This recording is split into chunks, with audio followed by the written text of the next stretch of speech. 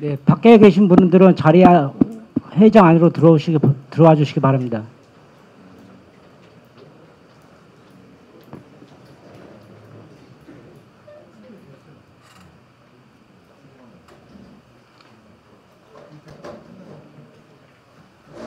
네, 그럼 오늘 시간이 되었으므로 오늘 금일 공청회를 시작하도록 하겠습니다. 안녕하십니까. 오늘 공청회 사회를 맡은 화성시 자원순학과 청소년팀장 이병섭입니다. 바쁘신 중에도 오늘 공청회에 참석해 주신 여러분께 진심으로 감사의 말씀을 드리겠습니다. 본 공청회 시작에 앞서 오늘 주요 진행 사항을 간략하게 소개해 드리도록 하겠습니다.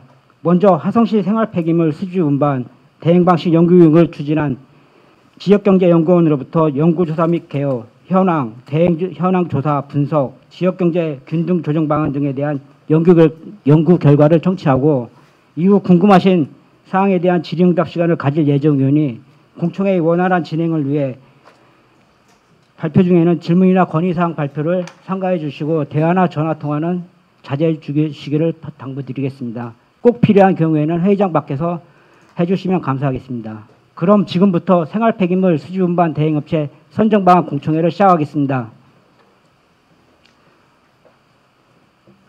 예, 먼저 오늘 공청회에는 지역 주민을 비롯하여 정말 많은 분들께서 참석해 주셨는데 진심으로 감사드리며 잠시 내빈 여러분을 소개해 드리도록 하겠습니다. 화성시의회 경제환경위원회 김종복님 참석하셨습니다. 그럼 오늘 참석해 주신 내빈의 인사 말씀 있겠습니다. 예.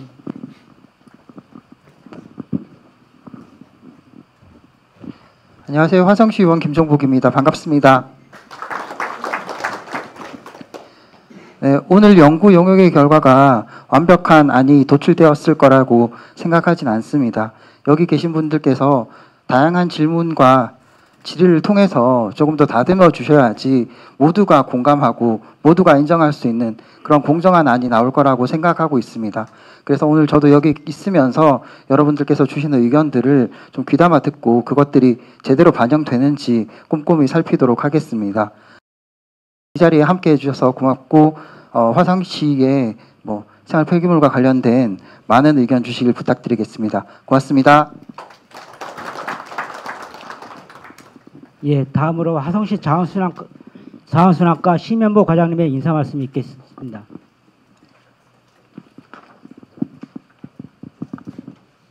예, 안녕하세요. 자원순학과장 심연보입니다. 어느 정도는 많은 분들이 참석하실 것 같았어요. 근데 막상 이렇게 하다 보니까 의자가 모자랄 정도로 많이 참석을 해주셔서 좀 당황은 좀 됩니다. 그러지만은 오늘 이 생활폐기물 수집 운반 연구 용역 결과를 여러분들께 발표도 드리면서 또 시민들의 의견을 받들어야 되는 게 공직자의 그 한 사람으로서 당연히 해야 될 도리라고 생각을 하고요. 또 김종복 의원님께서 말씀해 주셨듯이 이러한 것들이 많이 앞으로 우리가 이 곧 결정하게 될 그 생활폐기물 수집 운반 대행 방식의 결정을 하는 데 있어서 도움이 되지 않을까 생각이 됩니다. 오늘 이 시간은 지역 간 균형 있고 질 높은 청소 서비스를 시민 여러분께 제공하고자 하는 겁니다. 모쪼록 바쁘신 일정 속에서 참석해 주신 모든 분들이 앞날에 건승을 기원하고 이만 인사를 마치도록 하겠습니다. 감사합니다.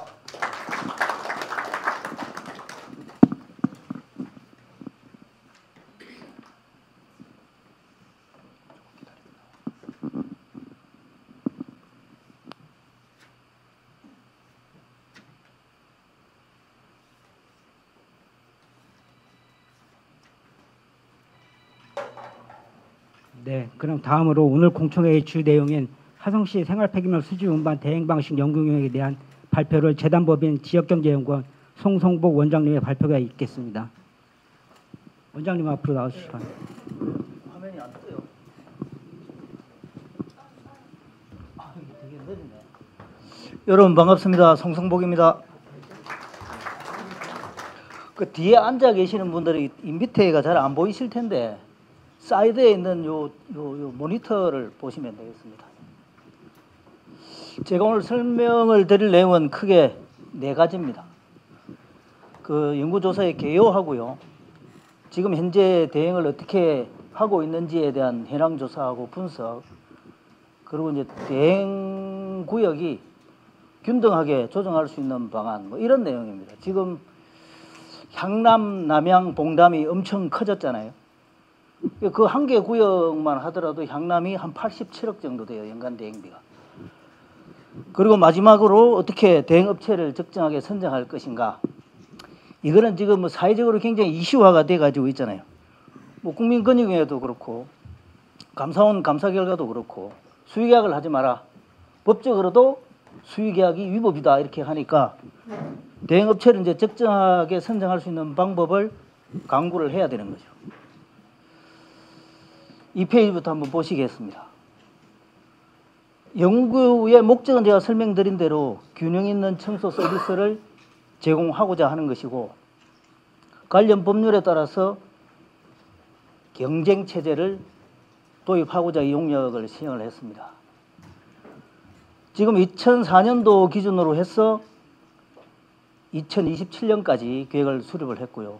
공간적으로는 화성시 전 지역이 다 해당이 되는 겁니다. 내용을 간략하게 보면 현황 조사 및 분석하고 편차 조정 방안, 아까 말씀드린 읍면 지역을 좀 분할해서 구역을 조정할 수 있는 대안, 그리고 대행자 선정 방식, 경쟁 체제를 도입했을 때 어떤 효과가 있는지, 그리고 적정 대행업체 선정에 대한 시행계획 수립이 용역의 과업이었습니다. 3페이지로 넘어가겠습니다. 이 대행업체가 지금 12구역으로 이렇게 대행을 맡고 있습니다. 여기에 보시면 점유율이 나오죠. 점유율. 많게는 12%, 뭐 적게는 5%대. 이렇게 지금 편차가 큰 거예요. 나중에 금액으로도 제가 금액이나 담당 인구로도 보여드릴게요. 4페이지에 보시면 이제 인구수에 대한 편차, 요 기준이 가장 낮은 겁니다. 47,000명, 12만 명, 약 2.5배 이상 차이가 나죠. 대행 비용으로 보면 31억, 87억, 거의 한 2.8배 정도 차이가 있잖아요. 이렇게 편차가 있다 보니까 균형 있는 서비스가 이루어지지 않는 거예요.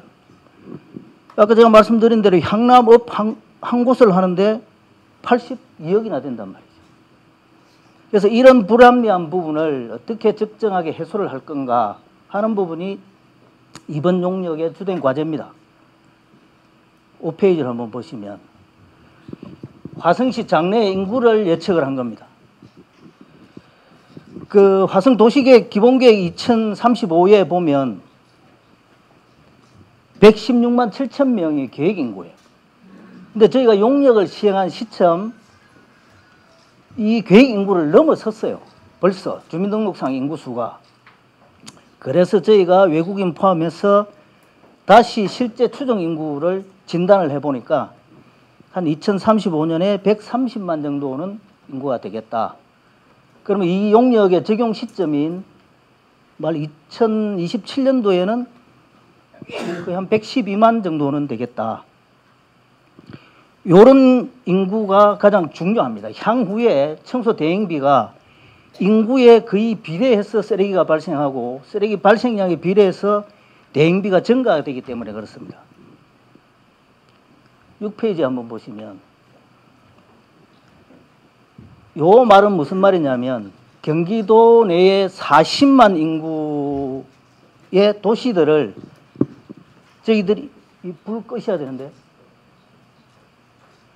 그 도시들의 전체 인구와 청소 대행 업체 구역 수로 나눠 보니까 한 개 업체가 가용할 수 있는 인구가 약 7만 3천 명 정도 나오더라고요. 그걸 기준으로 화성시 인구에 대입을 해보니까 2035년에 한 19개 정도 대행 구역이 적정하다. 그리고 업체당 규모의 경제라는 의미를 아시죠? 이게 업체가 너무 적으면 톤당 단가가 올라가요. 왜냐하면 한 대가 하루에 8시간을 풀로 일할 수 있는 양이 안 주어지잖아요. 그럼 톤당 단가가 올라가죠. 업체가 너무 크면 톤당 단가가 또 올라갑니다. 그래서 이 적정한 규모를 유지를 해야만이 화성시 대행 비용이 절감이 된다. 그런 의미예요. 그래서 이 규모의 경제의 기준으로 보니까 이 규모의 경제가 한 개 업체당 현재 가치로 한 45억에서 50억 정도 됩니다. 그걸 기준으로 산정을 해보니까 2035년에 한 20개 정도 나온다. 그래서 우리가 연도별로 이제 적용할 수 있는 업체 수는 27년까지는 15개, 30년까지는 16개, 35년에는 18개 구역으로 획정을 해야만이 가장 경제적인 대행구역을 설정할 수 있다. 이런 뜻입니다. 이 적정 업체 수를 유지하지 않으면 대행 비용이 많이 든다라고 생각을 하시면 이해가 쉬울 겁니다. 7페이지로 보겠습니다. 균등 조정 방안이에요. 아까 12개 구역을 15개가 적정하다라고 했으니까 15개 구역으로 나눈 거예요. 제1구역이 봉담업을 나눴습니다. 2구역도 봉담업을 나누고 정남 기배. 이 부분은 청소 대행 비용을 저희가 이제 동별로 산정을 해가지고 최대한 균등할 수 있게 나눴는데도 불구하고 편차는 약간씩 있습니다. 그래서 지금 현재 12개 구역에서 적정 청소 구역은 15개 구역으로 이렇게 분할할 거라는 점. 8페이지에 보시면 그럼 현재 지금 12개 구역이니까 18개 신규 업체가 허가가 나겠죠. 근데 현재 물량을 받지 못하고 있는 허가업체가 하나가 있어요. 그럼 이제 18개가 허가가 나겠죠. 신규 업체는 이런 절차로 해줍니다. 폐기물 처리업 허가 업무 처리 지침이라는 환경부 지침이 있어요. 거기에 보면 일반 허가는 허가를 받고자 하는 사람이 허가권자에게 허가를 신청을 하는데 이 생활폐기물 수집 운반업은 역순이에요. 허가권자인 화성시장이 신규 업체 모집 공고를 합니다. 그러면 하고 싶은 사람이 사업계획서를 작성을 해서 넣어요. 이때는 예정입니다. 이게 왜 예정이냐면 폐기물관리법 시행규칙 별표 7에 나와 있는 규정을 여기 있잖아요. 별표 7, 이 규정을 다 지키면 돈이 많이 들어요. 차량을 3대 정도 확보해야 되고 이 차량을 주차할 수 있는 차고지를 확보해야 되기 때문에 미리 확보해서 들어가가지고 적정 통보를 안 해주면 허가를 못 받잖아요. 사회적 비용이 많이 들어요. 대법원에서 인정한 사회적 비용이 3억 5천이에요. 그래서 이때는 예정으로 들어갑니다. 그럼 화성시에서 사업계획서 검토를 위한 심의위원회를 열어요. 공무원들이 평가를 절대 안 합니다. 이 심의위원회에서 평가를 해가지고 가장 점수가 높은 순으로 17개를 자르겠죠. 그리고 적격업자를 통보를 해줍니다. 이게 적정성 통보예요. 적정 통보를 받으면 이때부터 요 기준에 맞는 차를 사야 되고 차고지를 얻어야 돼요. 허가 조건을 구비를 해가지고 허가 신청을 합니다. 그러면 화성시에서는 현장 실사를 나가죠. 그래서 사업계획서와 동일하게 적합하게 돼 있으면 허가증을 교부해 주는 거예요. 요게 허가 절차예요. 신규업체 허가를 신청할 수 있는 자격 요건이 있을 거 아니에요. 아무나 그냥 해주는 건 아니죠. 공고일 현재 화성시에 주소를 둔 개인 또는 법인이에요. 개인도 신청 가능합니다. 그리고 여기에 좀 제한 요건이 있습니다. 기존에 생활폐기물 수주운반업을 하고 있는 대표자나 임원은 참가할 수 없습니다. 이 제한 요건은 화성시만 거는 게 아니에요. 뭐 수도권, 서울, 경기, 인천, 지방에도 다 전국의 228개 자치단체가 다 이런 허가 제한을 합니다. 신규업체 허가 요건은 아까 제가 말씀드린 대로 별표 7에 나와 있어요. 그리고 폐기물 처리업 허가 업무 처리 지침에도 나와 있습니다. 수주 운반업일 경우에는 장비는 밀폐형 압축이나 압착차, 이 용어가 좀 생소하죠. 뒤에 윈치가 달려가지고 쓰레기를 실으면 밀어 올리는 방식이에요. 이 압축은 일정한 압축비에서 적재함이 이렇게 늘어납니다. 압착은 창고에 물건을 재듯이 계속 밀어붙이는 방식이에요. 이게 한 대, 서울이나 인천 같은 경우에는 2대가 돼야 되죠. 그리고 밀폐형 차량이나 밀폐형 덮개 차량은 압롤 차량이나 재활용품이 수거할 때 적재함을 닿도록 되어 있죠. 그런 차량을 말하는 겁니다. 적재 능력이 4.5톤. 쉽게 잘 이해를 하시려면 5톤 압착차를 기준으로 적재함이 약 7.9루베 정도 됩니다. 최적으로. 그러면 소형차 같은 경우에는 여기는 2대가 돼야 되고 한 6톤 차 정도는 한 대면 돼요. 그래서 2대 아니면 3대 정도의 차량을 확보를 해야 됩니다. 그리고 연락 장소 또는 사무실, 차고지는 빠져 있죠. 근데 이 차량을 집 앞에다가 둘 수는 없잖아요. 그러니까 부수적으로 따르는 게 차고지가 부수적으로 따르는 거죠.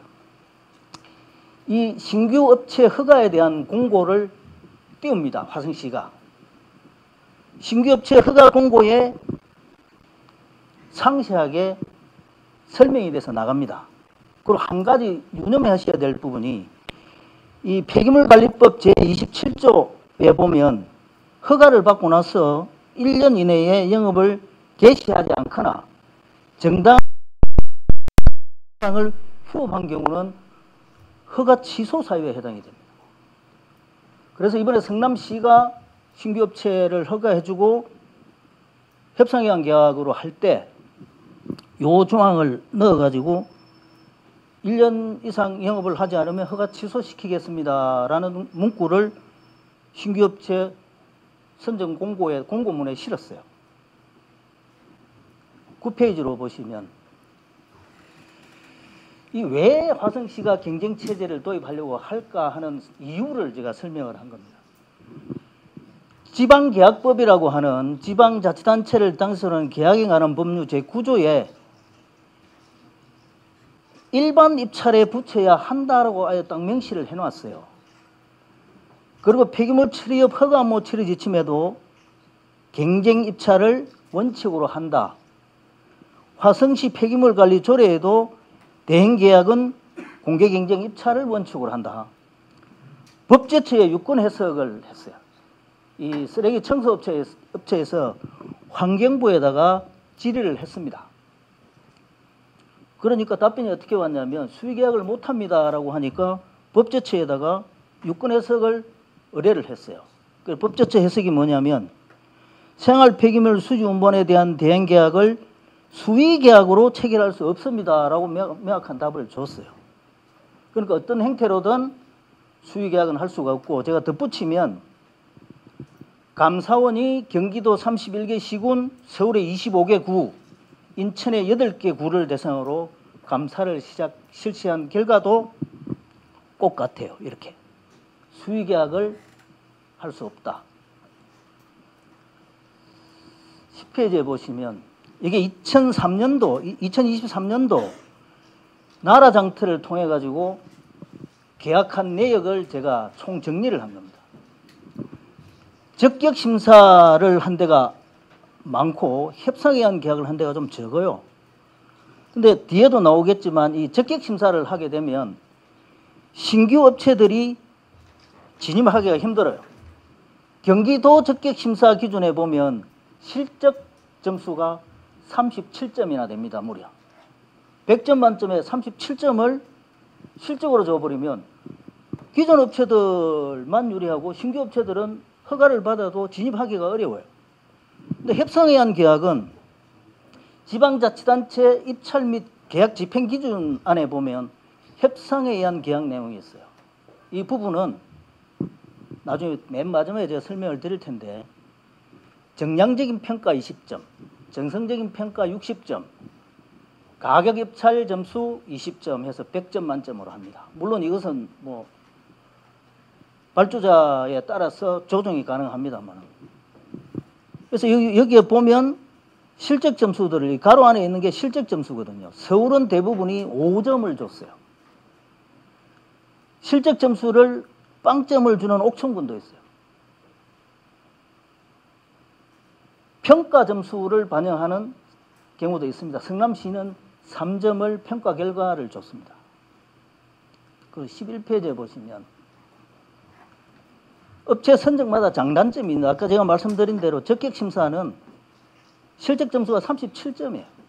경기도 적격심사 기준일 경우에 그렇습니다. 그리고 이 화성시에 맞는 평가를 할 수가 없어요. 딱 정형화된 공식에 의해서 심사를 하니까. 그 협상위원 계약을 하면 좀 행정 절차는 복잡하고 업체 선정 기간이 좀 오래 걸리지만 수행 능력과 기술 능력을 검증할 수도 있고 화성시 도농복합시 환경에 맞는 선정 기준을 제시할 수도 있어요. 그래서 전반적으로 보면 일반 경쟁이나 적격심사보다는 협상에 의한 계약이 훨씬 더 타당하다. 그런 거죠. 적격심사를 하더라도 이 용역근로자 보호 지침에 따라서 낙찰 하원율은 87.745 이상입니다. 근데 경기도 낙찰률은 87.995%예요. 12페이지 마지막으로 대행업체 선정 평가 항목 이 협상에 의한 계약인데 아까 제가 말씀드린 대로 100점 만점에 사업 수행 능력을 평가하는 정량적인 부분, 이 부분은 뭐 신인도 경영상 때 이 국세 및 지방세 뭐 체납 그리고 고용 승계에 대한 이양 확인서 뭐 이런 것들이 20점이고요. 정성 평가는 글자 그대로 어떻게 내가 화성시에서 발생되는 생활 폐기물을 수거를 하겠습니다 하는 기술 제안이에요. 여기에는 뭐 안전사고 예방 계획, 종사원 복지, 민원 건절, 경영 합리화, 서비스 향상 방안 이런 내용들이 다 총 포함돼 가지고 60점이에요. 그리고 가격 입찰 이 부분은 공식이 정해져 있습니다. 내가 제안하는 입찰 가격에 그 구역에 가장 최저로 제한된 입찰 가격을 나누어서 평가를 합니다. 13페이지에 보시면 이게 화성시의 향후 일정이에요. 이 용역이 6월 12일이 완료일입니다. 그래서 6월 달에 신규 업체 모집 공고를 하고 7월 달에 이 신규 업체가 아까 제출한 예정 사업 계획서를 심사를 하고 신규 업자를 선정하고 그러고 나면 심의위원회를 구성하고 신규 업체를 9월 달에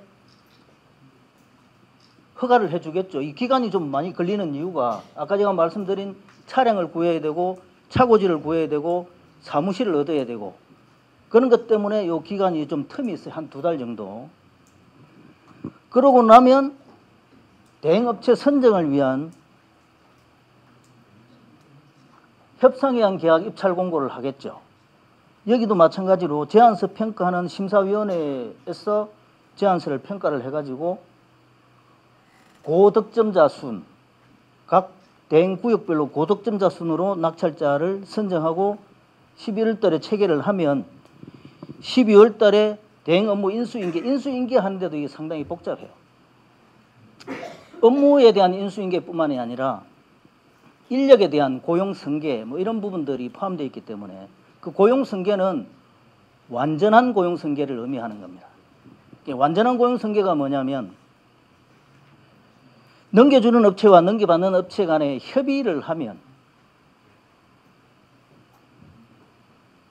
그 퇴직금까지도 같이 승계돼서 가는 것을 완전한 고용승계라고 합니다.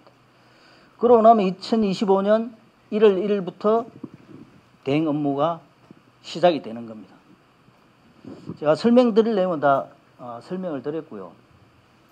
혹시 의문사항이나 뭐 궁금한 사항이 있으면 질문해 주시면 제가 여기서 답변할 수 있는 거는 최대한 답변을 해드리겠습니다. 네, 지금까지 설명해 드린 내용에 대해서 궁금한 사항이 있으면 것으로 질문해 주시기 바랍니다. 불 좀 켜주실래요? 불.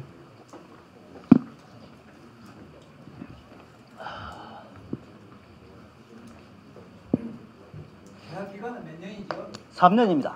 3년. 그러면 3년마다 계속 계약을 하신. 그렇습니다. 왜 3년이냐면 화성시 조례에 네. 대행 계약 기간을 3년으로 하도록 정해져 있습니다. 그러면 기존 업체들이 예. 3년 후에 예. 잘못돼서 제기가 안 됐을 때, 떨어졌을 때 대책은 뭐죠? 잘 이해를 못했습니다. 예. 기존에 이제 업체 있을 거 아닙니까? 예, 예. 지금 현재 12개 업체 있다면서요? 예. 12개 업체가 있는데 예. 그 입찰을 해서 낙찰이 떨어졌을 때 낙찰을 못 받았을 때, 못 예. 받았을 때 그 사람들은 그 업체에 대해서는 어떻게 해야 되죠? 시에서 딱히 해드릴 건 없고요. 네. 아까 제가 말씀드린 대로 거기에 종사하는 사람들은 신규 업체가 낙찰이 되면 그쪽으로 고용 승계가 됩니다. 고용과 그다음에 장비까지 전부 일개일도한다. 그렇죠. 고용 승계가 되는 거예요. 그래서 올해 입찰을 보고 나면 아까 고용 승계에 대한 확약서를 제출하도록 되어 가지고 있어요. 그래서 이제 과업지시서를 이제 대행 업무 과업지시서를 내릴 때 그런 고용 승계 내용이 다 포함돼서 들어갑니다. 그리고 한 가지만 더. 예, 예, 작년에 입찰을 했는데 예. 그러면 지금 3년이 안 됐잖아요. 그런데 지금 또 하신다면서? 작년에 입찰을 해가지고 예. 계약 기간을 1년만 했습니다. 1년? 예, 예, 1년 한시적으로 1년만 했어요. 그러면 그 조례도 맞지 않는데 화성시 조례가 3년인데 조례를 무시하고 시 집행을 위해서 마음대로 한다? 이건 아닌 것 같은데. 그 부분은 제가 답변할 내용이 아닌 것 같습니다. 그러면 우리가 저시 과장님 한번 말씀해 주세요. 3년, 제가 말씀드리면요, 3년 이내로 되어 있어요. 예. 그리고 이제 저희가 이러한 방식으로 바꾸기 위한 과도기로다가 해가지고 1년을 계약을 한 거거든요. 예. 그거는 뭐 저희가 전혀 뭐 행위 자체는 정당하고. 예를 들어서 이제 시도 제가 3년 보고 했는데 1년에 낙찰이 안 됐다. 그랬을 때 그분들은 투자해놓고 어떻게 하라고 얘기해요? 어떤 그 신규 업체가 저희하고 3년 계약을 했는데 그 이후에 또 재심사 과정을 통해서 계약이 안 되는 경우엔 어떻게 하느냐 그 말씀이신가요? 아니 기존 업체가 말씀하시는 기존 업체가 요번에 요런 방식으로 했을 때 11개 업체가 있지 않습니까? 그 기존 업체는 저희가 이제 허가를 내드렸지만 그 허가를 내드린 상태에서 이미 충분하게 이익을 어떻게 보면은 받았다고 할 수 있는 거거든요. 혜택을 한 거지 저희가 어떤 뭐 보상이라든가 이거를 해드릴 수 있는 방법은 없을 것 같습니다. 그러면 기존 업체가 12개 업체가 전부 다 3년 이상 기존에 업무를 했던 업체입니까? 예, 2019년도에 저희가 그 선발 과정을 한번 거친 적이 있고요. 그러니까 2020, 21, 22, 23, 24 5개년간 영위를 이업을 하신 겁니다. 또 한 가지 여쭤볼게요. 동지신 멘테이너스 홍장이란데요. 예, 예. 그 사회적 기업을 지금 12개 업체가 사회적 기업이잖아요.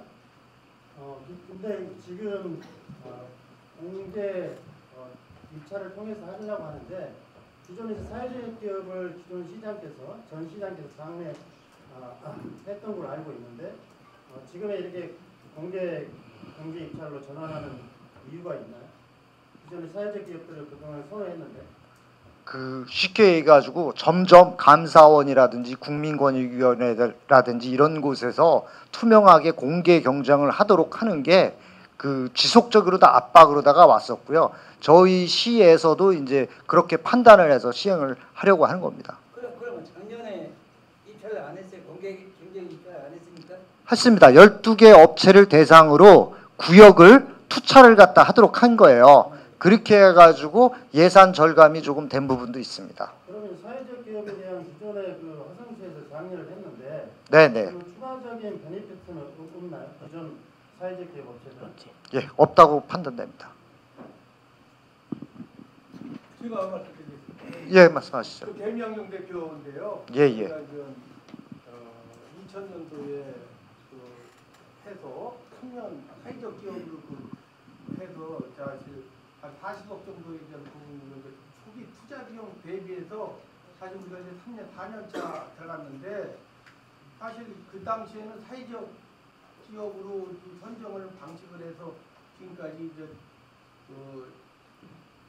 적자를 무릅쓰고 해왔어요. 근데 그 배당가리 이런 걸 공개 경쟁으로 한다 그러면 기존의 세계 업체 유라이트하고 지금 바른환경하고 세계 업체는 사실 3년 4년 초밖에 안 되고 올해서 이제 인제서 좀 하려고 그랬는데 그렇게 전혀 배려 안 한다고 하면은 약간 좀 문제가 있지 않느냐. 이거 기존에 뭐 몇 년 이상 한 사람들도 지금 6년 정도 된 걸로 알고 있는데 기존의 사회적 기업으로 그럼 시장이 바뀌어서 이런 부분에서 사회적 기업은 정부나 관에서 지방자치에서 소액이체나 이런 부분에 대해서 관여를 하고 이익금에 대한 70%를 사회에 환원하게끔 그 좋은 뜻으로 했는데 이게 일반 경제로 한다고 하면 좀 약간 좀 모순된 부분이 있지 않나 이렇게 생각을 하고 지금 이제 18개가 35년도에 18개를 한다면 올해 입찰은 그럼 18개를 가지고 입찰을 한다는 겁니까? 아니면 아까 PT 자료에서 공개된 거는 아직 이게 확정된 게 아니고요. 31개로다가 여기 써 있습니다. 대행구역에 2배수를 줘가지고 경쟁을 갖다가 한다. 그 내용으로 아까 구역은 이제 15개라고 그랬잖아요. 구역이 15개고 지금 기존의 허가업체 하나가 있고 그러기 때문에 총 그 경쟁하는 업체는 31개니까 2대1인 거죠. 아 그러니까 이제 30개를 선정해서 거기서 자유 경쟁으로 가는 네, 그렇습니다. 그런 방식입니까? 예, 예. 아, 그리고 하양님, 네. 작년에 연구 영역을 하고 네, 네. 9,200만 원 정도 들었죠. 예, 그런 걸로 알고 있습니다. 그런데 금년에 또 연구 영역을 하고 그럼 작년과 금년 차이가 뭐죠? 지난해는 이제 어떻게 하면은 그 효율적으로다가 이 부분을 갖다 청소 행정 체계를 구축할 것인가 하는 것이고요. 올해는 포인트를 그 100만 대도시 이제 특례시로다 진입하지 않았습니까? 100만 특례시로다가 진입을 갖다가 하면서 적정 대행 구역이라든지 이런 부분에 포인트를 갖다 맞춘 겁니다. 아 그러면 금년에 같이 그 기약하시면서 했으면 시민의 혈세 9,200만 원을 아낄 수 있는데 그거 작년하고 금년하고 이런 식으로 그 행정이 됐어야 되겠습니까? 그러면 9,200만 원 들어가지고 그 해서 그 하고 금년에 또 하고 아, 그 부분은 이거하고는 그 좀 이렇게 좀 다른 분야로다가 알고 있습니다. 저는. 예, 예, 예.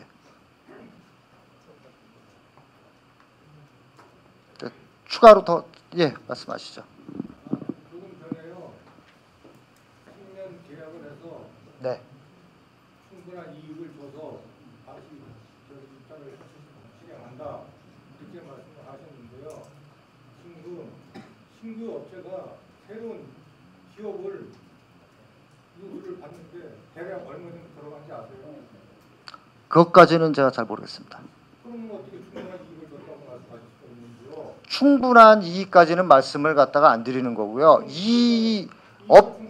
자, 새로운 입찰을 새로 할 수 있다. 이렇게 말씀하시는 이 업종에 이제 새로 진입을 갖다가 하고자 하시는 분들이 사실 많은 게 사실이거든요. 그 많은 분들에게 투명하고 공정한 기회를 제공하기 위해서 뭐 금년도 같은 경우에는 그 성남시하고 파주시 이런 것도 많이 바꿔나가는 그런 분위기, 사회적 분위기가 돼 있습니다. 불구하고요. 사회적 기업에서 올해 입찰에 현 업체가 됐다가 다음에 입찰이 떨어졌어요. 그럼 사회적 기업으로서 입찰이 안 됐을 적에 회사가 폐업을 해서 한 번에 있는 다른 사회적 기업에 승인을 해주면 돼 있단 말이죠. 그건 어떻게 지금 무슨 이익을 줬다는 얘기인지 이해가 안 가십니다. 그 부분은 제가 답변 드릴 수 있는 내용이 아니고 추가적으로다가 제가 답변을 드리도록 하겠습니다. 부장님이 그거 아셔야지 모른다고 해버리면 현재 그 부분에 대해서 연구를 한 것이 아니고요. 사회적 기업에 대해서 그동안 이제 사회적 기업이라는 것 자체가 새롭게 진입을 갖다가 막는 장애 일종의 장애 요인으로다가 보고 있기 때문에 이걸 풀자 하는 내용인 겁니다. 그러면 우리 기존 12개 업체가 사실 의사소통 커뮤니케이션이 뭐 간담회라든가 이런 것들을 사전에 진행됐나요? 오늘 이 연구 용역에 대한 결과는 오늘 처음 공개가 되는 거고요. 그 부분이 있다면은 저희도 한번 살펴보도록 하겠습니다. 12개 업체에서 상당히 좀 반발하고 계신 것 같은데. 예. 실질적으로 이게 공청회 하기 전에 간담회를 통해 가지고 커뮤니케이션이 좀 됐으면 좋겠다는 제 생각입니다. 그 부분은 지금 이제 시작을 갖다가 하는 거거든요. 12개 업체하고 별도로 다 간담회가 필요하겠다 그러면 제가 요청을 드려가지고 하도록 하겠습니다. 제가 한 말씀 드리겠습니다. 지금 우리가 이윤율을 보면은 사회적 기업인데도 불구하고 화성시가 6.8%를 주고 있어요. 그럼 낙찰률 따지면 6%도 안 돼요. 그 다음에 일반 관리비가 다른 데는 예를 들어 성남 같은 데는 10%, 고양시 10%, 김포 10% 거의 10%대를 유지했는데 우리는 4% 주고 있어요.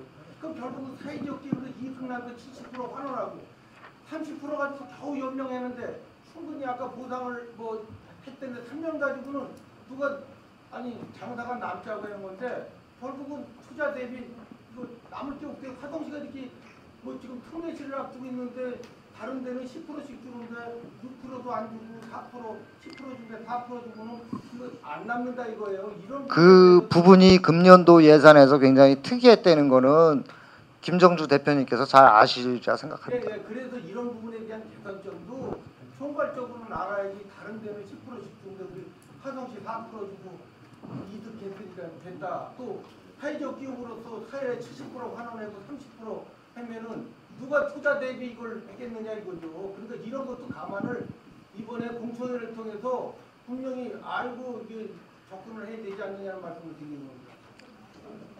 예, 알겠습니다. 예, 말씀하시죠. 화성신문의 성민 기자입니다. 네네. 저희가 우리 화성시가 사회적 경제를 갖다 굉장히 우리가 정치적으로 추진하고 거의 대부분의 성과가 사실 이 청소업에서 사회적 기업에 들어가거든요. 근데 만약 그 사회적 기업을 제외하고 그렇게 되면 내년부터 당장 계약이 되면 우리 화성시의 사회적 경제 규모가 90% 80% 정도 줄어들 텐데 그 화성시가 사회적 기업을 경제를 포기한다고 그렇게 우리가 여기도 되는 겁니다. 포기는 아니고요. 아까도 말씀드렸지만은 사회적 경제로 할지 유무는 그 회사를 갖다 이루어가시는 이제 분들의 어떤 의지신 거거든요.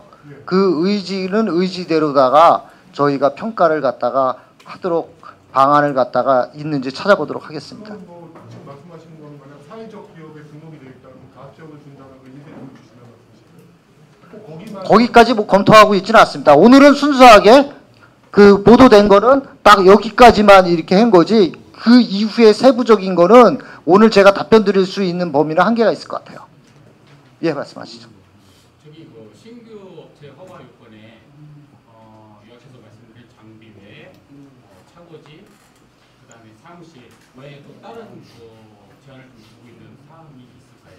예를 들어서 뭐 지역 제한이라든가 여기에 지역은 돼 있습니다. 화성시의 주소를 둔 개인 또는 법인이니까요. 저기 공고일 이전으로 봅니까? 공고일 기준으로 예, 그렇죠. 일반적으로 그렇게 합니다. 질문이 있습니다. 예. 아까 대정 안도 그 안을 보면요. 아닐 뿐입니다. 네. 아닐 뿐이에요. 순수한 안. 네. 예, 그 예. 안에서 점으로 되어 있는데 혹시 거기에 화성시에서 요 부분은요. 행정안전부의 그 협상에 의한 계약 그 지침을 보시면 다 나와 있어요. 근데 공사 시간도 이게 참조를 하시는 건지 그 대표장 거기까지는 저희가 아직 검토를 안 했습니다. 제가 추가로 과장님 지금 저 6월달에 방금 그 사장에서 보니까 대행자 적정 선정 방식 검토해서 신규 사업자 모집 공고가 나온다는데 아무것도 지금 그 제가 말씀드리는 거는 여기에서 공개할 수 있는 내용과 모든 여기에 계신 분만 시민이 아니지 않습니까? 여기에 통해 가지고 나중에 저희가 안은 계속해서 만들어가고 있어요. 어느 정도 보고도 받았고 그렇지만 여기에서 공개하면은 여러분들만 알고 계시는 거잖아요. 자세한 건 시 홈페이지를 통해서 공개하도록 하겠습니다. 그러니까 준비가 안 됐다고 하니까 말씀을 드리는 예, 거예요. 제가 부연 설명드리면요. 요 방안은 아주 상세하게 이게 이제 비밀이 아니고 나중에 이제 공고가 되면 제안 설명서 자료라고 해서 상당히 또 주권 책자를 다 배포를 해드려요. 그럼 그때 이 배점 한도 그리고 그 평가 항목 이런 부분들이 아주 상세하게 다 설명돼서 나갑니다. 그리고 제안서를 작성하는 요령 그리고 제안서의 볼륨 이런 부분 서체까지도 아주 상세하게 제안 설명서에 다 나가요. 아까 과장님 말씀하신 대로 이 자리에서는 그 내용들을 이제 공표할 수가 없는 사안이라 기본 틀만 이렇게 공표를 해드린 거고 나중에 제안 설명서에 아주 자세하게 나가니까 그때 그렇게 이해를 하시면 될 것 같습니다. 그리고 오늘 그저 발표자님께서는 그 현장에 배출 장소를 전부 한번 현장에 나가 보셨습니까? 예. 제가 쓰레기 몇 군데지요? 다 현장 배출 장소가 몇 군데지요? 제가 쓰레기 차를 타고 전국으로 30년 넘게 다녔습니다. 예. 그래서 뭐 대부분 이 화성 지역의 구역들을 제가 다 알고 있습니다. 제가 평가도 해봤고. 예. 그래서 총 배출량이 몇 군데예요? 배출량? 배출, 예. 음식물, 뭐 쓰레기. 배출 장소는 뭐 특정할 수가 없잖아요. 지금은 그전에는 거점식 수거를 해서 뭐 모퉁이, 예. 전봇대 근처 뭐 그런 식으로 하다가 지금은 다 문전 수거로 바뀌었기 때문에 각 대문 앞으로 가능한 한 문전 수거를 하기 때문에 배출 장소를 어떻게 특정할 수는 없잖아요. 그러면은 한 가지 이제 제가 제안을 드릴게요. 예. 경기종합뉴스 김대영 기자님. 네네네네. 그 동마다 이제 동 같은 동이어도 거리가 먼 데가 있거든요. 그렇습니다. 예. 그런 것은 또 참작을 해서 같은 동이라도 조금 그 조율을 하면은 좋을 듯 싶은데. 기자님 말씀하신 대로 예, 예. 이 각 동별로 예, 같은 동탄이라고 하더라도 예, 예. 동탄 1동 다르고 동탄 5동이 다 달라요. 예, 예. 근데 그런 현장 여건하고 이런 부분들이 다 감안돼 가지고 그 동에 수거할 수 있는 인력과 장비가 산정이 되고 비용이 산정이 되는 거예요. 다 감안이 되지 않으면 제대로 된 돈이 나올 수가 없죠. 다 감안이 된 겁니다. 그리고 이제 한 가지 단점은 뭐냐면 자꾸 이제 업체가 그 같은 구역을 계속하면은 전부 이제 그 저기 없이 전부 수거가 잘 돼서 시민들이 불편한 점이 없는데 네. 이게 이제 자주 바뀌다 보면은 시민들이 첫째 불편하거든요. 그렇죠, 예, 그렇죠. 그래서 네. 그런 부분을 잘 감안해가지고 네. 해주시면 고맙겠네요. 그래서 이게 참 시에서 행정적으로 이런 구역을 한번 조정하기가 그래서 어려운 거예요. 왜냐하면 초기에 한 3개월 정도는 헤맨단 말이에요. 그렇죠. 그럼 고스란히 주민들의 부담이에요. 예. 서비스 질이 낮아지면 주민들의 부담이기 때문에 조례에서 3년 이내로 정해놓은 거고 또 그 환경부 지침에도 대행기간을 2년에서 3년으로 정해놓은 것도 자주 바뀌면 주민이 불편하기 때문에 그렇게 만들어 놓은 거예요. 네네 맞습니다.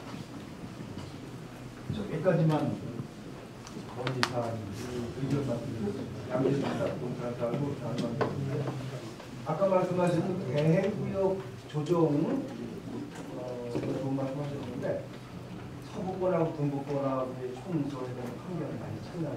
그렇죠. 많이 다릅니다. 예. 지금 제가 조사해 본 부분 법정리가 서부권이 160개, 네. 행정리가 577개, 동부권은 25개. 똑같은 인구, 똑같은 생활 쓰레기 배출량이 가지고도 서부권하고 동부권은 수거의 차이가 엄청나거든요. 맞습니다. 그걸 제가 이번에 많이 좀 느끼고 동부권에서 왔는데 이런 부분을 이번에 미국 영화할 때 좀 반영을 해주셨으면 뭐 우리가 꼭 된다는 보장도 없지만 보장되는 좀 좋고요. 대자 성정 방식에 사회적 기업은 사회적 기업 육성법 12조에서 지방자치들은 공공구매를 우선 하게 돼 있어요. 대부분 입찰부 때 가치적을 도입해주거든요. 그럼 우리가 사회적 기업 갔을 때는 취약계층 30% 이상은 우리가 의무적으로 고용을 했어요. 그리고 일 나오는 거에 3분의 1은 전부 다 적립을 해서 지역사회나 근로자한테 성과급으로 활용을 했거든요. 그래서 실제로 기업의 자본을 축적할 수가 없었어요. 몇 년 동안. 뭐 이익 나와고 3천만 원 다시 적립금 7천만 원 적립금 넣고 배당도 못 하고 그러니까. 근데 아쉬운 건 물론 정부 방침이 공개 입찰하는 건 저도 찬성합니다. 왜? 요즘 기득권 인생, 기득권 카르텔도 한참 말이 많은데 공개 경쟁하는 것도 좋지만 그래도 사회적 기업에 대해서는 어느 정도 가점 제도를 좀 부여해 줬으면 어떻던가 그런 건의 말씀을 드리고요. 마지막 한 가지는 구역이 이제 12개에서 15개로 쪼개지면 사업비가 분명히 줄어요. 그리고 기업이 경영할 수 있는 환경을 시에서도 조성해 줘야 되는데 시에서 어떤 재정인지 뭐냐 우리 화성시가 이윤이나 일반관리비가 타 시군에 비해서 좀 적습니다. 게다가 보니까 이 사회적 기업 같은 경우는 좀 경영하는 게 조금 어려움이 있는데 어차피 구역이 쪼개지게 되면 사업비가 줄잖아요. 50억이나 50억 이하로 쪼개야 되면 거기에 또 입찰금은 또 낙찰률 최저가로 따지면 88% 또 들어갈 거예요. 그러다 보면 결국 40억 미만으로 왔다 갔다 할 텐데 현재 방식의 일반 관리비 갖고는 경영을 하기가 어렵거든요. 그래서 요거는 환경부 공식 기준에 의해서 타 시군에 의해서 좀 균등 있게 좀 해줬으면 하는 그런 건의 사항입니다. 그리고 한 가지 아쉬운 거는 우리가 사회적 기업을 6년을 해봤지만 참 열심히 했지요 다들. 근데 이걸 일반 경제 입찰을 위해서 한다면은 조금 아쉬운 점은 있지만 그래도 뭐 국가적인 차원이고 대의일 때니까 뭐 여기서 더 이상 뭐 반론을 제기할 수는 없지만 잠깐 열심히 노력을 해보겠습니다. 말씀하신 게 세 가지인데 동북권하고 서북권은 원가 계산을 할 때 작업 효율이나 이런 부분들이 다 이제 감안이 됐고요. 사회적 기업에 대한 이제 인센티브 부분은 사회적 기업 육성법에는 사실상 인센티브를 주도록 되어 있는데 이 생활 폐기물 수지 운반업을 관장하는 폐기물 관리법에는 없어요. 그래서 이게 법인에 대한 종류가 뭐 주식회사든 유한회사, 합자회사든 꼭 같은 스타팅 라인에서 출발을 하도록 되어 있기 때문에 사실은 지금 아까 여기서 제가 보여드린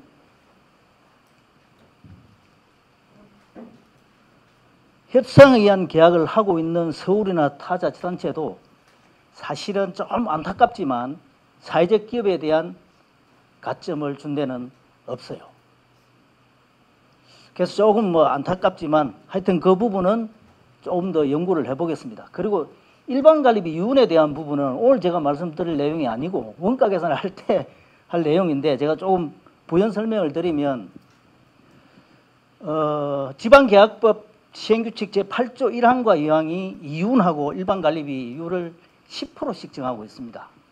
근데 그 10% 이내인 거지 10%를 주라고 정한 건 아니란 말이에요. 그러면 담당 공무원들은 10% 이내이면은 5%도 줄 수 있고 뭐 10%도 줄 수 있고 이런 범위니까 예산이 뒷받침되는 범위 내에서 정하다 보니까 아마 뭐 6. 몇 %를 정한 것 같은데 전국적으로 평균을 따져보면은 6%가 낮은 율은 아닌 것 같습니다. 그래서 이 부분은 과하고 저희들이 상의를 좀 해서 좋은 방안을 찾아보도록 하겠습니다. 전국구도 적다는데 그걸 한번 확인해 보십시오. 적은지. 예, 알겠습니다. 예, 저도 뭐 그런 데이터는 많이 이제 가지고 있거든요. 잠깐만. 죄송하지만 이게 자꾸 무한정으로 길어질 수가 없거든요. 그래서 오늘 이 주제에 조금 충실한 질문을 해주셨으면 좋겠습니다. 예. 예. 예. 예. 공고 시점에 필요한 건지 일단 두 번째 궁금하고요. 세 번째는 그 장비 1.3톤에서 한 1.8톤 정도인데 4.5 되면 재활용 차가 도대체 몇 대 필요한 건지. 한 가지 정리를 해보시라고요. 공고가 언제 될지는 6월달 아니니까 그거는 제가 답변 드릴 내용은 아닌 것 같고 업체를 선정하는 자격 요건을 보시면 차 몇 대 이야기하셨죠? 그러니까 그게 공고일 현재 저 장비라든지 사무실이 필요한 건지. 그러니까 제가 말씀드렸잖아요. 사업자를 선정하는 공고가 나면 이때는 예정으로 들어가는 거예요. 하겠다. 그렇죠. 예정으로 넣고 적정 통보를 받고 나면 이때 구비를 해가지고 허가 신청 들어갈 때 사업 계획서가 2번을 들어가요. 허가를 받으려면. 예정으로 한번 들어가고 적정 통보 갖고 나서 허가 신청하기 위해서 한번 들어가면 허가 신청을 할 때 차를 구비를 하시면 되는 거예요. 사무실하고. 왜 미리 사면 적정 통보 못 받으면 돈만 날리잖아요. 그래서 이게 타 허가하고는 달리 적정 통보 제도가 있다고 제가 말씀드렸습니다. 그리고 저 4.5톤 이상이라면 재활용차가 몇 대 정도 필요한 거예요? 재활용차로 한정한 게 아니고 아까 제가 말씀드렸잖아요. 적재함이 밀폐된 차량, 앞노을 차량도 적재함 밀폐되어 있잖아요. 이것을 끌고 오니까. 그리고 재활용하고 대형 폐기물 차는 덮개가 덮여 있어야 돼요. 차 종류에는 상관없이 적재함이 밀폐되거나 밀폐형 덮개 차량이 적재 능력 4.5톤 이상이면 되는 거예요. 그럼 2.5톤으로 따지면 2대가 있어야 되는 거고 5톤 차나 6톤 차 같은 경우는 한 대면 되는 거고 그런 거죠. 그러니까 소형차는 2대, 대형차는 소형차도 2.5톤 밑으로는 최대 4대 있어야 돼요. 한 가지만 여쭤볼게요. 예. 그럼 지금 신규 업체 허가 절차에서 현재는 12개 업체가 있지 않습니까? 네. 근데 한개 업체까지는 13개 업체고 신규 업체는 10개 뽑아서 31개 업체를 일단 허가를 내주고 예. 그 다음에 그 31개 업체 중에서 15개 업체만 업무를 주고 나머지 16개 업체는 허가는 받았지만 1년 있다 그냥 자동 받게 되는 거네요. 만나볼 수도 있고 이 부분을 제가 이제 환경부에 질의를 해봤거든요. 1년 이상 실적이 있을 때 허가를 취소시켜야 되느냐. 환경부의 대답은 그래요. 무조건적으로 행정처분은 해야 된다. 뭐 6개월 정지를 시키든 1차 경고, 2차 경고를 하든 행정조치를 해야 된다라고 하니까 3년을 제가 솔직하게 말씀을 드리면 이렇게 돈을 투자를 해가지고 3년 동안을 가지고 있을 사람이 과연 있겠느냐 하는 생각도 들어요. 그러면 허가와 취소가 계속적으로 반복되겠죠.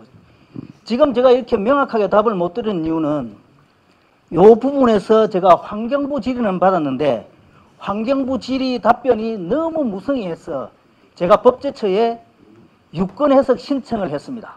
한 2달이 지났는데 3개월 걸린대요. 이 부분은 법제처에 유권 해석이 나오면 제가 명확하게 설명을 드릴 수 있을 것 같습니다.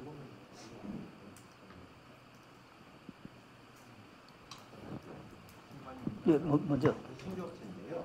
그 아까 완전 고용 승계 말씀하신 그 차량 뭐 설계라든지 인력을 같이 승계하는 과정에서 퇴직금까지도 그 완전 고용에 넘어간다는 그 부분이 좀 명확하게 설명이 제가 언제 생각하기에는 기존에 5년이든 10년이든 장기급자 쪽으로 넘어올 경우에는 그러면 퇴직 순간적인 종료 이전 회사에 설정이 되어 있을 건데 종료 이전 이후에 그 비용은 전체 신규 업체에서 부담을 한다는 얘기예요. 아, 그게 퇴직금이 승계된다는 것은 지금은 법이 바뀌어가지고 회사에서 퇴직금을 적립하지 않잖아요. 그러니까 그 뭐 보험을 들었던 그 부분이 사업자가 바뀌어서 그대로 승계된다는 내용이에요. 그리고 계속 납부만 하면 되는 방식이거든요. 예. 기존 업체가 이제 3개라고 되어 있는데 지금 대형 업체는 12개잖아요. 네. 표면적으로 되어 있는 거. 저 기존 업체 한 업체는 보면 허가를 받았는데 허가를 그 업체에 맞게 해주는 걸로 알고 있는데 왜 기존 13개 업체라는 게 어디서 나오는 건지. 그 한 개 업체가 물량을 못 받은 업체가 있어요. 그 업체는 허가를 어떻게 났냐면 이건 과에서 답을 해야 돼요. 그 업체는 모르시겠죠. 소송해서 져가지고 소송해서 패소해가지고 허가가 난 거예요.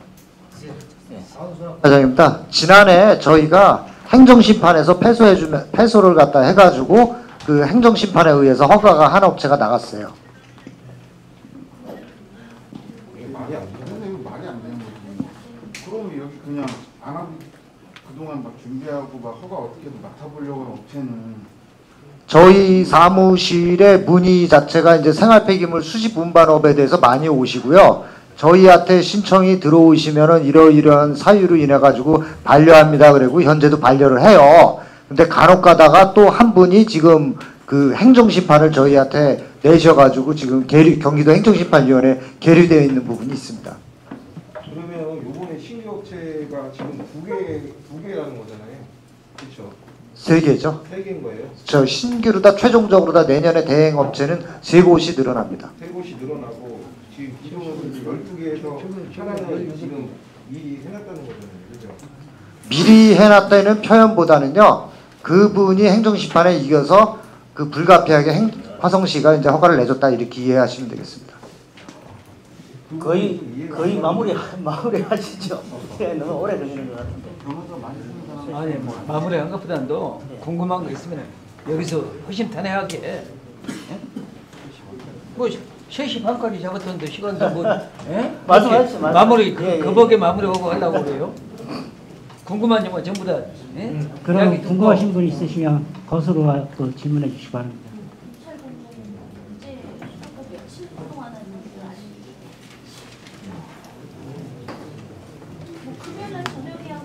그러지는 않습니다. 지금 그러면은 현재 12개 업체가 있다는데 그 업체가 지금 저기에서 제대로 저기를 못 하고 있습니까? 아니면은 뭐 아무 저기 없이 잘 돌아가고 있잖아요. 잘 돌아가고 지금. 있죠. 네? 예, 잘 돌아가고 있습니다. 그렇다면은 굳이 그렇게 서두를 필요가 없는데 서두른 이유는 뭐죠? 아까 제가 말씀드렸잖아요. 이것 때문에 그렇습니다. 그러니까 작년에 저기 했다면서 입찰 해가지고 그 서두르던 이유를 제가 말씀을 드렸는데 한번 보실래요? 요 편차 때문에 그렇습니다. 요 편차가 1.8배 이상 나잖아요. 대응 규모가. 그러면 작년에 했으면 될 거 아니에요? 그건 이제 제가 한번 답변 드릴래요. 화성시에서. 근데 그 작년에 했던 보고서를 제가 작년에도 연구 해가지고 좀 이제 약간 틀리다고 하는데 같이 한꺼번에 했으면. 뭐 아까도 손드셨는데 말씀하세요. 지금 설명하시는 게 대행구역 2배수 업체 31개 경쟁이 펼쳐질 수 있게 되거든요. 현재 13개 업체가 있고 신규 18개 업체를 선정할 계획이신데 그러면 신규 18개 업체는 지금 아까 그 표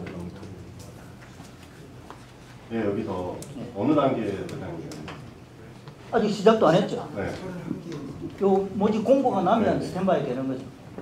그 과정 중에서 언제 확정이 되는 거예요? 확정되는 건 거의 적정 통보를 받으면 확정이라고 보시면 됩니다. 그 사업계획서 제출해서 적정성 통보를 받으면 그러면 총 31개가 다음에 이제 허가 신청을 하는 거죠? 예, 허가 신청하면 대법원 판례에 부산 해운대구하고 시내산업의 소송이 어떻게 됐냐면 적정 통보를 해주고 허가 신청을 하니까 허가서를 반려했어요. 아니 그럼 그래서 허가증을 교부를 하면 허가증 교부하는 업체가 31개잖아요. 31개가 되는 거죠.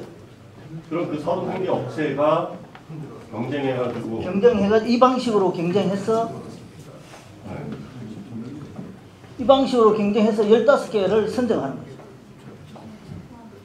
그럼 나머지 16개 업체는 업무를 못하게 낙찰을 못 받게. 좀 전에 그 허가를 시청 자격 요건하고 신규 업체 허가 요건 3번 보면 장비하고 수 있잖아요. 이 부분은 그 신규 업체는 언제 준비돼야 됩니까? 아까 말씀드렸잖아요. 이 단계에서 이걸 준비하시면 돼요. 요때는 제가 파란 걸 해놓은 이유가 있잖아요. 요때는 이렇게 하겠습니다라고 예정으로 들어가는 거고 적정 통보를 받고 나면 확보를 했어. 근데 허가증이 31개 업체가 나오잖아요. 지금 이미 13개는 허가증이 교부되어 있는 상태잖아요. 그럼 그 단계에서는 15개 업체가 선정이 되는 건가요? 아니죠. 이 단계에서는 18개가 선정이 됩니다. 기존 업체들은 이미 허가를 받아놨잖아요. 허가만 그때 나오는 거잖아요. 그렇죠. 네. 실제로 사업을 할 수 있는 상황은 아니고. 사업 못하는 거죠. 이제 적격심사 협상의한 계약에서 낙찰을 받아야 구역을 낙찰을 받아야 진행이 되는 거죠. 그러면은 그 사업자 신규 허가 요건에서 이런 요건이 다 갖춰지고서도 그 허가증은 다를 수는 있지만 된다 안 된다는 보장이 없죠. 네. 그러면은 입찰 보기 전에 저는 차량 구입하고 한 거에 대해서 입찰 못 받으면 그건 손실로 갈 수도 있겠네요. 당연히 그런 현상이죠.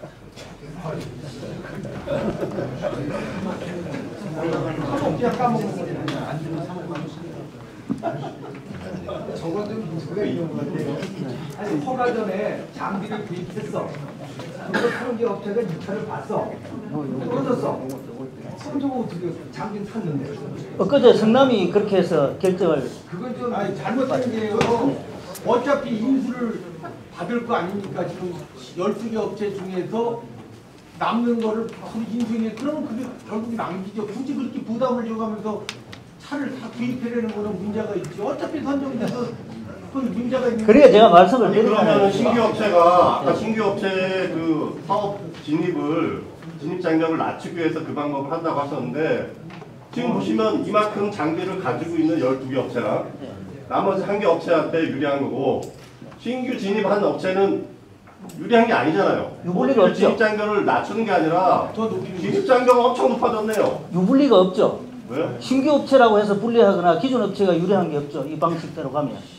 아니, 신규 업체는 기존에 장비하고 모두 전부 다 가지고 있단 말이죠. 12개 업체 플러스 1개 업체까지.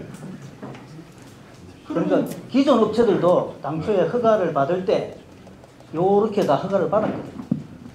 기존 업체들도 13개 업체도. 기존 업체는 좀 다른 걸로 제가 알고 있고요. 아니요, 똑같아요. 기존 업체는 적격 사업자 선정이 되고 나서 그런 부분을 진행하는 거고요. 그때는 요 과정을 거치면서 물량을 주는 것을 사실화해서 허가를 내준 거고, 그렇죠. 요거는 이제 물량 주는 게 분리됐다고 보시면 이해가 빠르실 거예요. 물량은 나중에 협상회원 계약으로 다시 확정이 되는 거죠. 네, 공직신문 에디뉴스 취재본부장 황장합니다.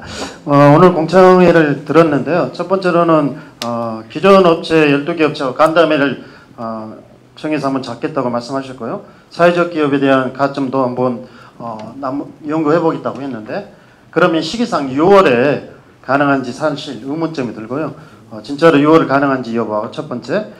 두 번째, 작년에 9,200만 원에서 영업 보고서를 작성했는데요. 어떤 내용으로 용역 보고서가 나왔는지 궁금하고요. 올해 또 용역 보고서를 또 용역을 줬을 거 아니에요, 용역을. 오늘은 어떤 내용으로 했는지 궁금하고요. 그 다음에 마지막으로 정부 방침으로 통해서 공개 입찰을 본격적으로 한다고 했는데요. 사회적 기업에 대한 가점 없이. 그러면 정부의 방침은 언제 내려왔는지 궁금합니다. 이 세 가지를 간략하게 답변 부탁합니다. 정부의 방침은 없고요. 아까 제가 네. 요걸 말씀드렸잖아요. 공개 경쟁 입찰을 해야만 하는 사유가 생겨버린 거예요. 그러면 전부 지자체에 다 동의? 전국이 다 동일한 거죠. 동일하게. 예, 화성시만 그런 것이 아니고. 그럼 화성시 조례 자체는 의미가 없네요. 상위법이기 때문에. 어차피 상위법에서 위임을 받아가지고 조례를 만들었으니까 그 법의 테두리 안에서 공개경쟁 입찰을 조례로 만들어 놓은 거죠. 화성시 조례. 그런데 그러면 우리 의원님도 여기 한 분 계신 모양인데 화성시 조례를 보게 되면은 계약 기간은 3년을 원칙으로 하되 계약 기간을 연장하고자 하는 경우에는 다음 각 호의 어느 하나에 해당하는 경우를 한다 해가지고 그렇게 조례가 이렇게 딱 명백히 나왔는데 이거 이제 3년 계약했으면 3년 계약을 하고 그 후에 추진을 하든지 뭐 해야지 이게 뭐 어느 이렇게 서두른 이유가 나는 뭔가 감은 있는데 제가 답변을 드릴 걱정하지는 내가 못해서 이야기를 못하겠는데요. 제가 답변 드릴 내용은 아닌 것 같습니다. 네, 저 세 가지 질문했는데 간략하게 두 가지 아직 회신을 못 받아서 그러는데요. 말씀해 주시면 감사하겠습니다. 그 용역에 대한 부분도 네. 제가 답변 드릴 내용은 아니에요. 저는 이 용역에만 추진할 뿐이지 그 전에 용역이 어떻게 진행됐는지는 저는 잘 모르니까. 아니 같은 직원 아닙니까? 그러면 우리 저는 한성시 집행부에서 한성시 직원이 아니에요. 과장님이 네. 용역 보고서. 네, 보고서죠. 네. 그러면은 제가 조금 전에 말씀드렸듯이 우리 과장님의 말씀 부탁드립니다. 전원순학과 과장님. 우리 조금 전에 기존 업체 12개 업체에 대한 간담회 진행 및 사회적 기업 가점에 대한 부분도 논의를 해본다고 했는데 과연 6월 달에 시행이 될 여부를 말씀해 주시면 감사하겠습니다. 6월 달에 시행이 충분히 가능하리라고 보고 있고요. 그 기존 업체 간담회도 제가 이제 수요 조사를 갖다 해서 결정을 하도록 하겠습니다. 네. 그리고 작년에 용역보수 9,200만 원 어떤 용도로 진행하셨죠? 그 내용상으로다가 이거와 완전히 다르지는 않지만 다른 내용도 상당 부분이 많이 있다. 이렇게 답변을 드릴 수 있습니다. 그럼 용역 보고서가 나왔죠? 예. 네네. 그러면 올해는 또 용역 또 주었을 거 아닙니까? 올해도? 예. 어떤 내용으로 올해는 용역을 주시나요? 올해는 이 부분에 이제 지금 설명드리신 이 부분에 초점이 상당히 많이 맞춰져 있습니다. 올해 여기 있습니다. 네, 그러면 예산은 어느 정도로 들어갔나요? 올해? 2천만 원 정도로 알고 있습니다. 현재 2천. 더 추가적인 상관 없습니까, 예산? 예, 그런 걸로 알고 있습니다. 네, 알겠습니다. 예. 아까 다른 분도 질의하신 건데요. 미리 청소 차단지 이렇게 하면 부담이 되고 나중에 그게 잘못될 수가 있잖아요. 혹시나 떨어지면은 부당한 소비가 될 수 있는데 그거 말고 차라리 몽탁 제도라든지 그런 제도를 도입해서 신규 진입 사업자들이나 기존 분들이 나중에 손해 볼 수 있는 길을 미리 차단하는 게 좋지 않을까 생각이 들었어요. 예. 요거를 잠깐 말씀드리면 이 사업 중에 이제 관어 사업이라는 게 있거든요. 예를 들어서 뭐 그 종합건설업 면허가 있어야지만이 뭐 관공사를 참여를 할 수가 있잖아요. 이것도 이렇게 복잡한 절차를 거치는데 결국에 가서는 허가증을 받기 위한 절차입니다. 허가증을 받기 위해서는 뭐 허가 요건이 있잖아요. 요게 있어야 돼요. 근데 요거를 구비 앞으로 하겠다 하는 것만으로다가는 저희가 입찰 참가 자격을 갖다가 부여하기는 좀 어렵습니다. 네. 신규 업체를 18개 모집한다고 하셨는데 18개 이상 접수되었을 때 어떤 기준으로 선정하시는지 궁금합니다. 그 부분도 6월 달에 공고할 때 나올 겁니다. 여기 심사위원회에서 심의해서 고득점 순으로 끊습니다.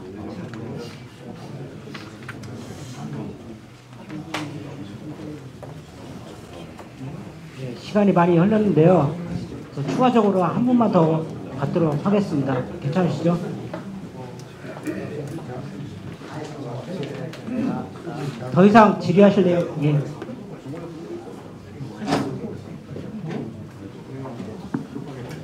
자, 안녕하세요. 저 신규 업체를 준비하는 과정에 있는 사람인데요.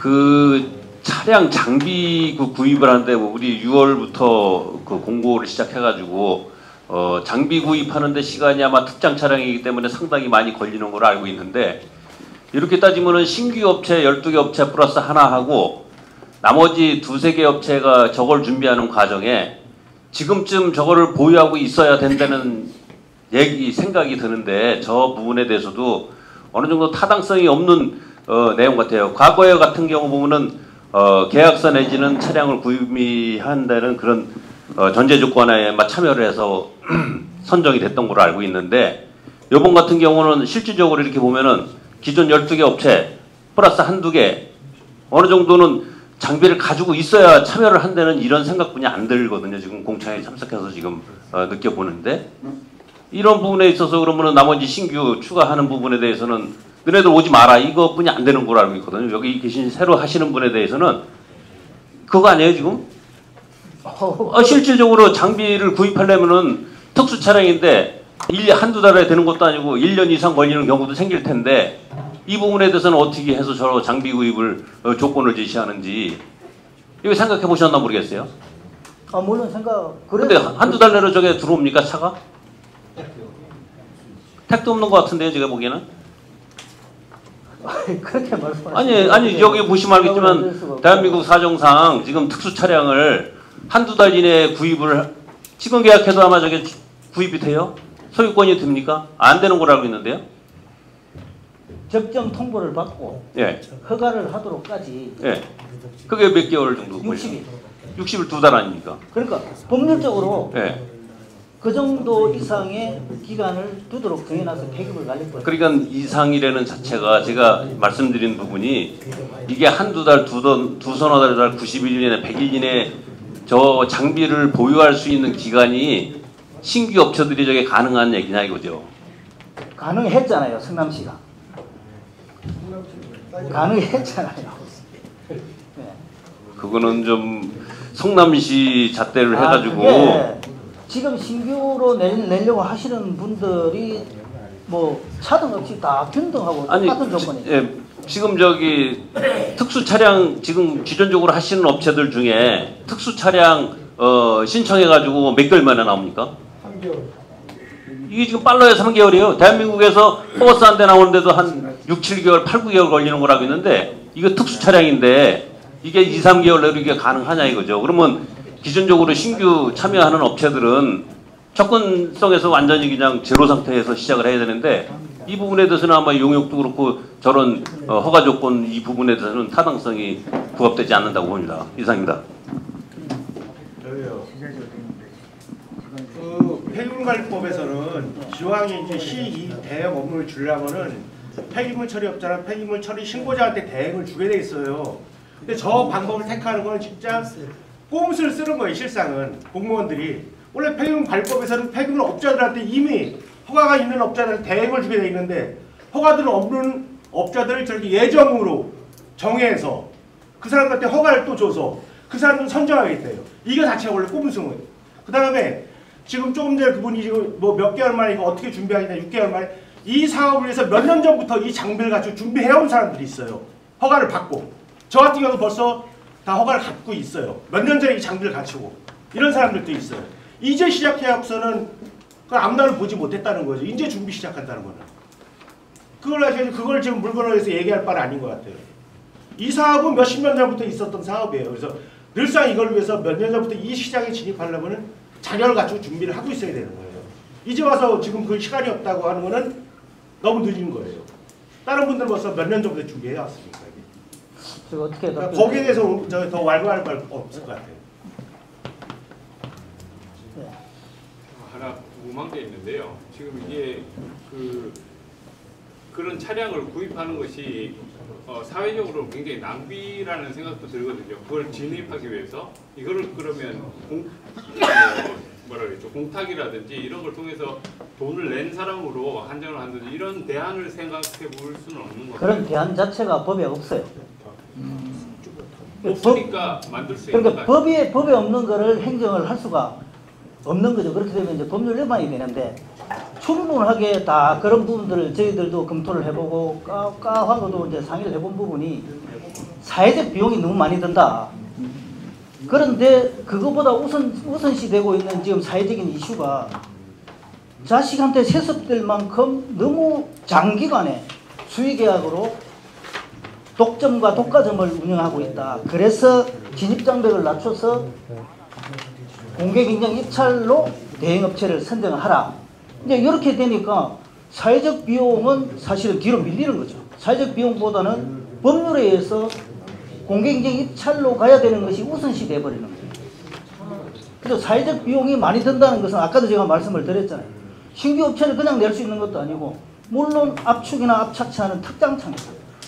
특장차를 신차로 뽑을 때는 엄청난 시간이 걸려요. 더군다나 지금 그 수직 배기구 때문에 상당히 오랜 시간이 더 걸려요.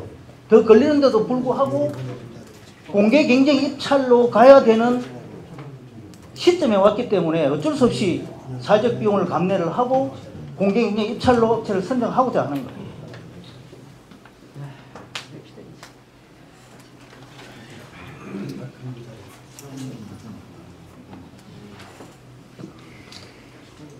더 이상 질의하실 분 안 계십니까? 네. 안 계시면 금일 제시된 여러 의견을 면밀히 검토해서 혹시 그 장비 기준의 그 차량 꼭 신차로 구입을 해야 된다 그런 내용은 아니죠? 절대 아닙니다. 알겠습니다. 네. 그러면 오늘 소중하게 말씀해 주신 거 면밀히 검토해서 최적의 방안이 나올 수 있도록 노력하겠고요. 모쪼록 앞으로 사업 추진 과정에 있어서도 지역 주민 여러분들의 많은 성원과 관심 부탁드리겠습니다. 이것으로 화성시 생활 폐기물 수질만 대응업체 선정과 관련된 공청회를 모두 마치겠습니다. 오늘 고생하셨습니다. 감사합니다.